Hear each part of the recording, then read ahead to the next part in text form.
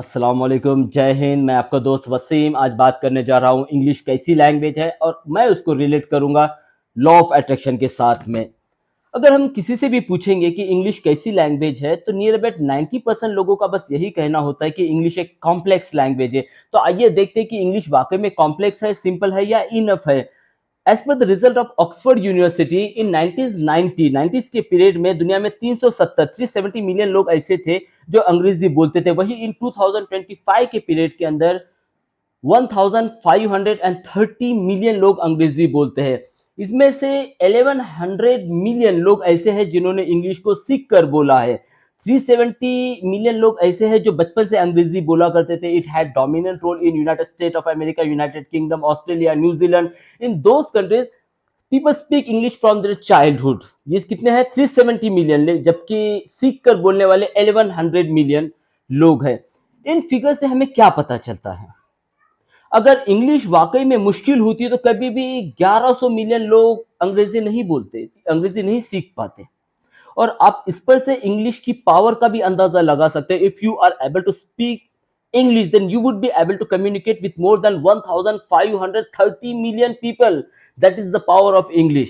English is a language of international communication, international business, trade, organization, airlines, in every sector, in hospitality sector, in every sector, English became the dominant language. ऐसे कई countries है जहाँ की native language कुछ और थी, लेकिन वहाँ पर आज English dominant language बन चुकी है। For example, आप सिंगापुर को देख सकते हो। लेकिन इसके बावजूद भी हमको इंग्लिश मुश्किल लगती है। इसका रीज़न ये है कि बचपन से हमारे माइंड के ऊपर जो हैमरिंग हुई है, जैसे हम स्कूल में थे तो हमसे कहा गया इंग्लिश हार्ड है, कॉलेजेस में आए हमसे कहा गया इंग्लिश हार्ड है, इंग्लिश के स्पेशली ट्यूशंस लगाए गए हैं, हमको प्रॉपर ट्रेनिंग भी वहाँ पर नहीं मिली। इट मीन्स एक माइंड के ऊपर एक हैमरिंग हमारे हो चुकी है, जिसकी वजह से हमारा माइंड निगेटिव बन चुका है इंग्लिश के बारे में। तो आइए मैं इसको आज रिलेट कर रहा हूँ लॉ ऑफ अट्रैक्शन के साथ में।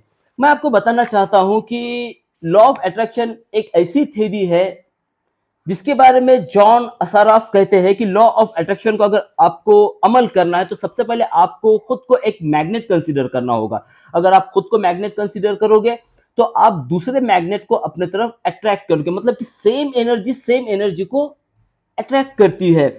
बॉब डॉयल क्या कहते हैं इसके बारे में कि लॉ ऑफ अट्रैक्शन वो है जो समान चीजों को, एक जैसे चीजों को एक जगह अट्रैक्ट करता है। ओके, अगर हम मान ले कि मुझे इंग्लिश सीखना है तो डेफिनेटली लॉ ऑफ अट्रैक्शन आपके ऊपर काम करेगा और आप अंग्रेजी बोल लोगे। लेकिन लॉ ऑफ अट्रैक्शन की भी कुछ रूल्स है।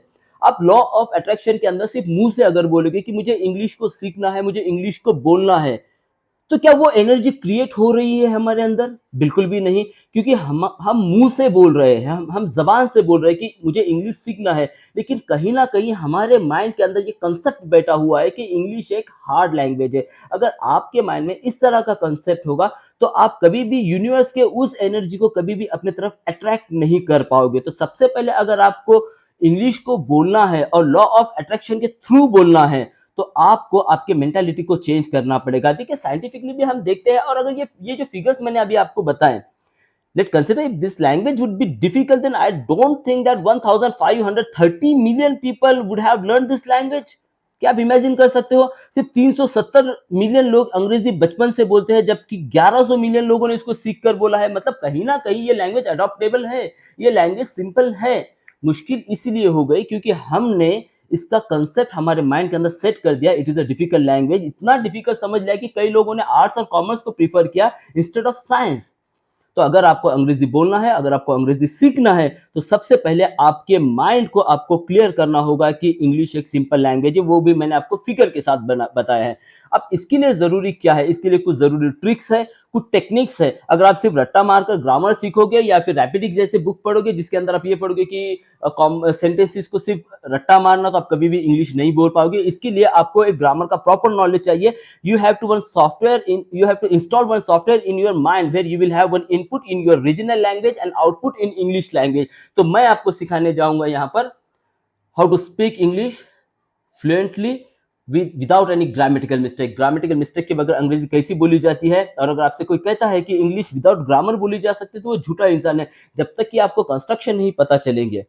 ग्रामर क्या है? Grammar is nothing but the set of rules and regulations given by a particular language. आपको पता ही नहीं है कि सेंटेंस किस तरह से कंस्ट्रक्ट हो रहा है, किस तरीके से बोला जा रहा है, हाउ कैन यू जज कि आप जज कैसे कर पाओगे वो सिंपल है या कॉम्प्लेक्स है। ओके, मतलब कि वो कैसे वो सेंटेंस बनेगा, वो सही है या गलत है। तो इसके लिए आपको ग्रामर की प्रॉपर ट्रिक्स चाहिए, प्रॉपर नॉलेज चाहिए। तो सबसे पहले अगर आपको अंग्रेजी सीखना है तो आपको आपकी मेंटालिटी को चेंज करना पड़ेगा और लॉ ऑफ अट्रैक्शन को अप्लाई करना पड़ेगा आपके माइंड के अंदर, तब आप डेफिनेटली इंग्लिश बोलोगे।